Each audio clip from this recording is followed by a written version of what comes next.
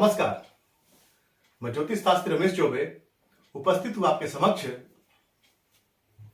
इसके पहले जो मैंने आपको एक कुंडली, इसके जस्ट पीछे वाले वीडियो में एक 50 वर्ष की आयु में तलाक के क्या कारण हैं वो कुंडली मैंने आपको बताई थी।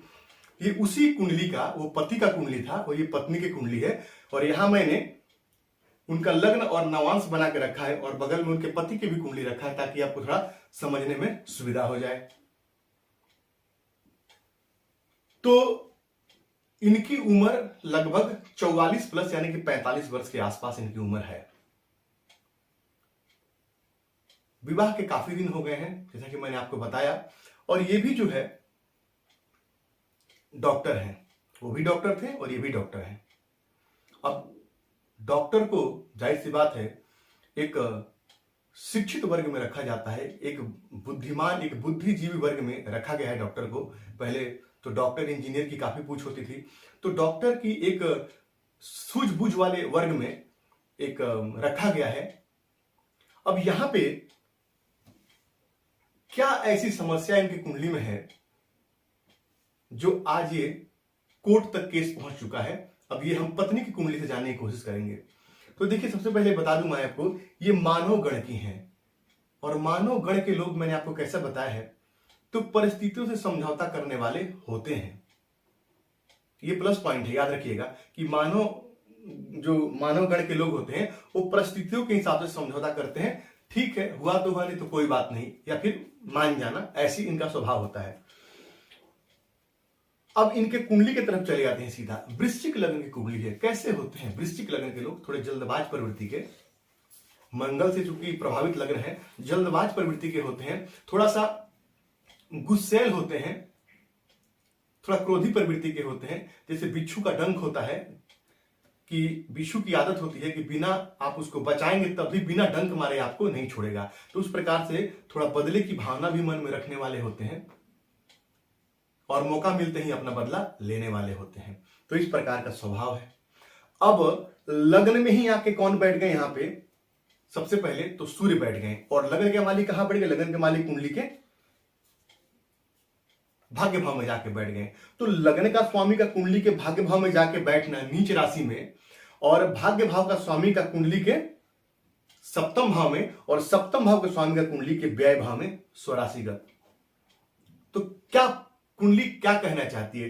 तो लग्न में यदि सूर्य हो तो जातक सोचता है कि मैंने जो बोला वही सही, मैंने जो किया वही सही, मैं जो बोलूं वो सभी लोग मेरी बातें माने। और थोड़ा सा अड़ियल प्रवृत्ति का होता है, थोड़ा अपनी बातों पे। एक तो इनका लग्न भी वही है मंगल वाला, जैसे मैंने आपको बताया, क्रोधी स्वभाव वाला, और लग्न में सूर्य बैठ के जातक को और थोड़ा सा गुस्सैल प्रवृत्ति के बना देंगे सूर्य यहां पे, और थोड़ा सा ईगोइस्टिक बना देंगे कि गर्दन कट जाए लेकिन गर्दन झुके नहीं, ऐसे स्वभाव का बना देते हैं। ऐसे जातक सोचता है कि मैंने जो बोल दिया वही फाइनल है, मेरी बात सभी माने, ऐसे इस जातक की प्रवृत्ति हो जाती है। अब सूर्य यहां पे कुंडली के दसम भाव के स्वामियों के लग्न में बैठे हैं, इसीलिए सरकारी नौकरी करती हैं ये भी। क्यों?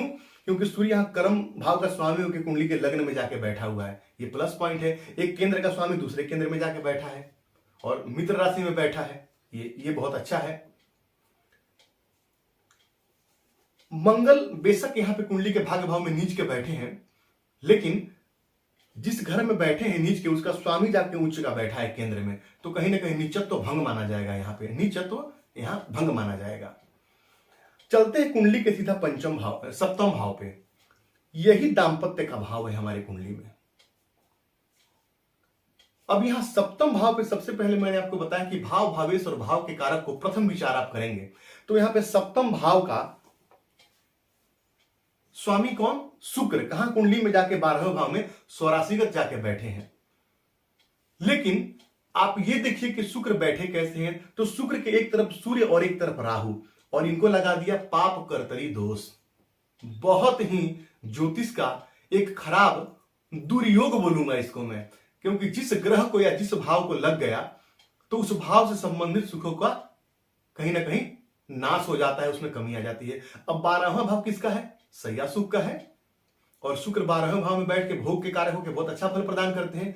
लेकिन चूंकि वो शुक्र सप्तम भाव के दाम्पत्य के कारक यहां पे हैं, सप्तम भाव के, और जाकर के दाम्पत्य भाव के स्वामी होकर के, कारक नहीं, और कुंडली में 12वें भाव में बैठ गए, और शुक्र को भी और 12वें घर को, इन दोनों को ही यहां पे क्या लग गया है, पाप करते रही दोस्त, यानी कि सैया सुख में कमी, यानी पति पत्नी जो है आपस में बेडरूम में लड़ाई झगड़ा करके और फिर ऐसे सो जाएंगे, एक मुंह उधर करके एक मुंह इधर करके। तो यहां पे समस्या वाली बात हो गई है। पाप सप्तम भाव के स्वामी को भी और 12वें भाव को जो भोग का भाव है उसको भी पाप करते रही दोस्त है, ये नेगेटिव पॉइंट है।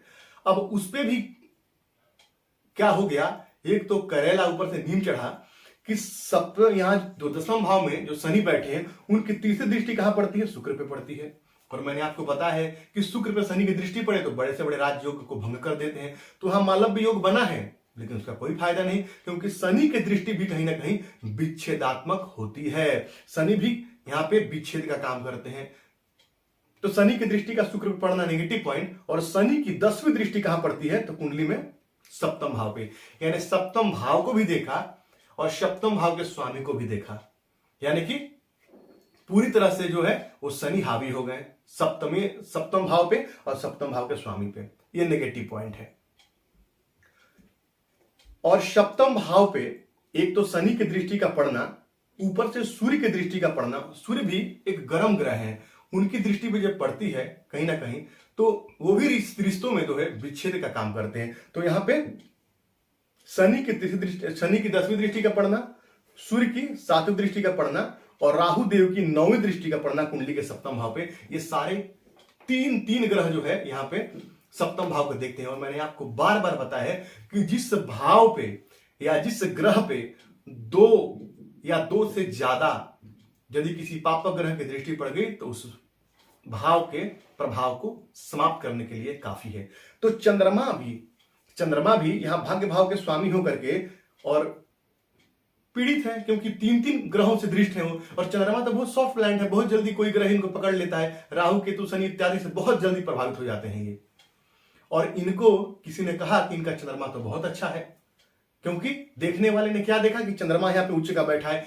प्रथम दृष्टिया तो मैं भी देखा तो मुझे लगा हाँ चंद्रमा तो उच्च के बैठे हैं, लेकिन चंद्रमा पे किन किन ग्रहों का एक्सपेक्टेशन है, कौन से एस्पेक्ट उनको देख रहे हैं, वो भी तो देखना है। दृष्टि कौन सी ग्रहों की है, क्योंकि दृष्टि का बहुत प्रभाव होता है। ग्रह जहां बैठते हैं वहां से ज्यादा प्रभावशाली होते हैं जहां वो देखते हैं। तो यहां पे सप्तम भाव को पूरी तरह से और चंद्रमा को भी उन लोगों ने दूषित कर दिया। अब चंद्रमा यदि दूषित होगा तो मन भी दूषित होगा। जहां तक का देखिए, यहां लग्न में सूर्य बैठे और चंद्रमा सप्तम में, बिल्कुल आमने सामने का, यानी कि ये पूर्णिमा का योग है। लेकिन जिस प्रकार चूंकि चंद्रमा मन के कारक हैं, तो जिस प्रकार अमावस में चंद्रमा बहुत ज्यादा अच्छा नहीं होते हैं, पूर्णिमा के दिन भी चंद्रमा जो है यदि सूर्य के सामने रहे तब भी कहीं ना कहीं मन को प्रभावित करते हैं, क्योंकि अत्यंत तीव्र रोशनी पड़ती है, क्योंकि वो चंद्रमा जो है वो सूर्य की रोशनी से ही प्रभावित होते हैं। तो अमावस्या और पूर्णिमा में बेशक कहा गया है कि शुभ चंद्रमा है, लेकिन फिर भी मन को विचलित करने वाला ये चंद्रमा होता है। तो यहां पर सप्तम भाव बिल्कुल पीड़ित है। अब अगला सबसे मुख्य बिंदु चले जाते हैं। किसी भी स्त्री के कुंडली में सप्तम भाव के कारक किसको कहा गया है, देवगुरु बृहस्पति को कहा गया है। और बृहस्पति यहाँ पे कुंडली में पंचम भाव के स्वामी है और यहाँ पे द्वितीय भाव के स्वामी है, और बैठे कहा है कुंडली के अष्टम भाव में जाके बैठे हैं। तो अष्टम भाव में बृहस्पति का बैठना अच्छा नहीं होता है, क्योंकि बृहस्पति का 6, 8, 12 में बैठना अच्छा नहीं माना गया है। शुभ ग्रह है, शुभता अपनी खो देते हैं दो स्थानों में जाकर के। अब इनको 16 दिसंबर 2009 से और 16/12/2025 तक इनको देवगुरु बृहस्पति की दशा चल रही है। तो सवाल है, जब बृहस्पति इस कुंडली में कारक हैं तो अचानक इतनी समस्या क्यों देने लगे। तो एक बार नवमांश कुंडली की तरफ चलते हैं। तो नवमांश कुंडली में जब मैंने जाके देखा तो बृहस्पति कुंडली के चौथे भाव में यहां बैठे हैं। कैसे बैठे हैं, नीच राशि में बैठे हैं। यहां पर बृहस्पति यहां पे नीच राशि में बैठे हैं। तो बृहस्पति पति के कारक होते हैं, और जाकर के वो नीच राशि में बैठ गए तो जाहिर सी बात है अच्छा फल प्रदान करने में असमर्थ है। तो इस कारण से जो है इनको जब बृहस्पति की दशा जब अभी चली तो परेशानी इनको बढ़ी। अच्छा, गत दिनों कुछ दिन पहले तक अभी इनको गुरु में चंद्र का अंतर चल रहा था, और चंद्रमा मैंने आपको बताया कि बहुत ज्यादा पीड़ित थे, और ये कुंडली लगभग 3-4 महीने पहले आई थी। लेकिन अभी इनको 16 अगस्त से 22 जुलाई 2023 तक गुरु में मंगल का अंतर चलेगा। मंगल यहां पे बेशक नीच राशि में है, लेकिन कहीं ना कहीं नीचत्व उनका भंग माना गया है, नीचत्व उनका भंग है यहां पे। तो अब जो है कहीं ना कहीं यदि बैठ के समझाया जाए, यदि आपस में बात किया जाए, यदि एक दूसरे को एक जगह बैठाया जाए, तो मुझे लगता है कि ये बात बन जाएगी। क्योंकि जब पति कुंडली मैंने आपको बताया, तो मैंने आपको बताया था कि हाँ थोड़ा भी खींचातानी होगा तो यहाँ पे दांपत्य टूटने का डर है। लेकिन आज यदि यहाँ पे मैं बताऊं आपको, तो गुरु में जो मंगल का अंतर चल रहा है, हालांकि गुरु नीच का है, ये भूलना नहीं है। गुरु का यहाँ पर उपाय करना अत्यंत ही आवश्यक है। बैठे हैं दो स्थानों में, खराब भाव में बैठे हैं, बुध की राशि में बैठे हैं और बुध से तात्कालिक शत्रुता बना के बैठे हैं, ये भी नकारात्मक बिंदु है। इस कारण से कहीं ना कहीं समस्या, क्योंकि वो पति के कारक हैं और बृहस्पति जब भी कहीं ना कहीं खराब होंगे तो पति के व्यवहार में अंतर आता है और पति भी थोड़ा बहुत गुस्सैल प्रवृत्ति का या अच्छा व्यवहार ना करने वाला होता है। क्योंकि यहां भी इनके पति के कुंडली में भी सप्तम भाव में नीच के बृहस्पति बैठे हैं। तो इनके कुंडली में, नवांश कुंडली में जो सूर्य आपको यहां दिखाई दे रहे हैं, वो नवांश कुंडली में नीच के जाके बैठे हैं, नीच राशिगत जाके बैठे हैं। और इनकी कुंडली में जो मंगल है, मैंने ऐसा क्यों कहा कि बातचीत करने से मामला लाइन पे आ सकता है, सुधर सकता है, क्योंकि मंगल जो है यहाँ द्वितीय भाव में जाकर के और स्वराशिगत बैठे हैं। यानी मंगल की स्थिति नवांश कुंडली में अच्छी है, लेकिन सूर्य की वहां पर स्थिति अच्छी नहीं है। और साथ ही साथ यहाँ सप्तम भाव के स्वामी होकर के वो कुंडली में द्वितीय भाव में बैठे, लेकिन वो भी जो मंगल जो है सूर्य और केतु से अंदर पाप कर्तरी दोष में फंसे हुए हैं, ये भी नेगेटिव पॉइंट है। लेकिन फिर भी मंगल की स्थिति वहां में अच्छा कहूंगा, क्योंकि वो स्वराशिगत बैठे हैं। तो यहां पे यदि बैठ के यदि वार्तालाप किया जाए, यदि एक दूसरे को समझाने की कोशिश किया जाए, तो ये दाम्पत्य चल सकता है। क्योंकि पति नहीं चाहते हैं कि ये डाइवोर्स हो, पत्नी ने ये केस फाइल किया है। क्यों किया, प्रश्न ये उठता है, क्यों किया? एक ज्योतिषी को मैं सीखने वालों से कहूंगा कि हमेशा हाजिर जवाब होना चाहिए, क्विक डिसीजन लेने वाला, तुरंत, कि ऐसा क्यों हुआ। तो चंद्रमा इतना ज्यादा इनका पीड़ित था कि इनका मन इनके बस में नहीं था। चंद्रमा इतना पीड़ित है कि इनका मन इनके बस में नहीं था। 3 पापक ग्रहों से उदृष्ट है। इस कारण से कहीं ना कहीं जाकर के इन्होंने ऐसा डिसीजन लिया, और ऐसा डिसीजन लेकर इन्होंने सीधा कोर्ट में केस फाइल कर दिया। तो यदि इस कुंडली में छोटे छोटे एकाध उपाय कर लिया जाए, क्योंकि चंद्रमा के मध्यम दोष में नहीं है, याद रखिएगा, तो इनके यदि चंद्रमा को यदि मजबूत किया जाए, एक यदि इनको मोती पहनाया जाए और इनको शिव जी की आराधना करने के लिए कहा जाए, तो इससे काफी लाभ होगा। हनुमान चालीसा का नित्य यदि पाठ करने को कहा जाए, इनको फायदा होगा। हनुमान जी के दर्शन करें, मूर्ति स्पर्श न करें, दूर से दर्शन करें और हनुमान चालीसा का नित्य पाठ करें, इनसे इनको फायदा होगा। और पाप कर्तरी दोष, जो शुक्र पाप कर्तरी दोष में जो यहाँ पे पड़े हुए हैं, तो पाप कर्तरी दोष की पूजा करवाइए, इससे आपको शुक्र का फल मिलेगा। शुक्र अच्छे हो जाएंगे आपके। या तो फिर एक शुक्र के लिए जो है आप यहाँ पे 6 मुख रुद्राक्ष पहन सकती हैं, उससे आपको फायदा होगा।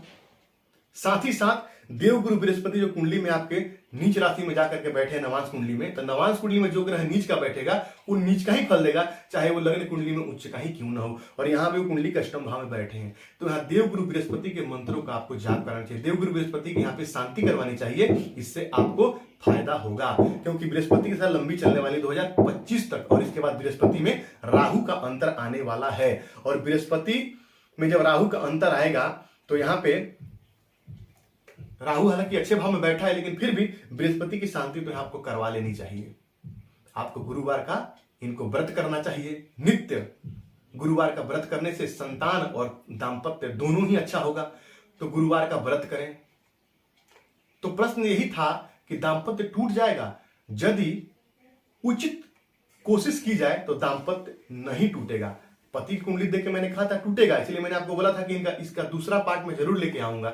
लेकिन पत्नी की कुंडली में कहीं ना कहीं मैं देख रहा हूं, यदि बैठ के मामला को ठीक किया जाए, यदि समझाया जाए, बुझाया जाए, तो बात बन सकती है। चंद्रमा को मजबूत किया जाए, मंगल को मजबूत किया जाए। यहाँ मंगल का, अब देखिए यहाँ पे एक और चीज आपको बता दूं, मंगल नीच राशि में बैठे हैं लेकिन नीचत्व भंग है, तो यहाँ मंगल का रत्न भी ये पहन सकती हैं। क्योंकि स्त्री के कुंडली में पुरुष ग्रह जितना बलवान रहेंगे, तो पुरुष का सुख उतना ज्यादा मिलेगा। और मनुष्य और पुरुष के कुंडली में स्त्री ग्रह जितना बलवान होंगे तो उनको स्त्री का सुख ज्यादा मिलेगा। ये भी मेरा बहुत पहले वीडियो मैंने बनाया है जब दाम्पत्य के बारे में, तो हाँ मैंने बड़े अच्छे समझाया, आप जाकर के पीछे का वीडियो देख सकते हैं। तो यहाँ पे मंगल को मजबूत करें, फायदा होगा। तो गलत समय और गलत डिसीजन के वजह, चंद्रमा पीड़ित होने की वजह से ऐसा इन्होंने डिसीजन लिया। तो यदि उपाय करती हैं इस प्रकार से और मामला यदि कोई बैठ के समझाए यदि बात एक दूसरे को, तो निस्संदेह जो है यहाँ पे बात बन जाएगी। तो यकीन है मुझे कि आप जो मैं समझाया आपको समझ में आया होगा। तो आपको यदि मेरी बातें अच्छी लगती है तो मेरे चैनल को लाइक कीजिए, सब्सक्राइब कीजिए, बेल आइकन ऑन कीजिए, ताकि जब भी मैं कोई नया वीडियो डालूं नोटिफिकेशन आपको तुरंत मिले। तो आपका दिन मंगल में हो, इसी मंगल कामना के साथ आज के लिए इतना ही। नमस्कार।